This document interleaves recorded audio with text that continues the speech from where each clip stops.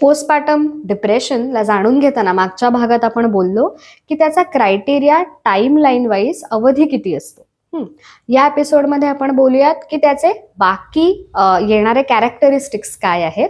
सगळ्यात पहिले म्हणजे इन अटेन्शन आपण म्हणूयात की फोकस जो आहे, एका गोष्टीवर लक्ष केंद्रित करायची कपॅसिटी आहे, ती बरेचदा नवमातांमध्ये काय म्हणूयात कमी जास्त प्रमाणात दिसते.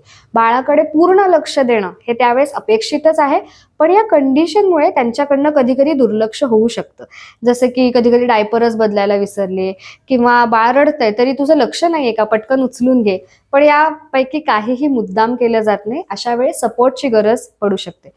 तर इन अटेन्शन किंवा लक्ष गोष्टींमध्ये न लागणं, विसरणं, बरीचशी कामं विसरणं, गोष्टी विसरणं, हा पोस्टपार्टम मधला एक कॉमन भाग आहे. तो आपण लक्षात घेऊयात आणि त्याशिवाय अजून कुठले कुठले चेंजेस होऊ शकतात हे पुढच्या एपिसोडमध्ये बघूयात.